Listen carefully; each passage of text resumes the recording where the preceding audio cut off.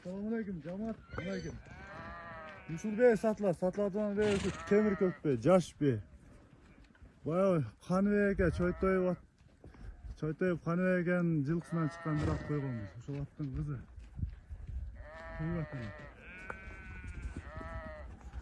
Дагы бирөө сатыла турганбы? Бул да сургойгонго илешет. Желиндүү, сүттүү раса. Эне бала.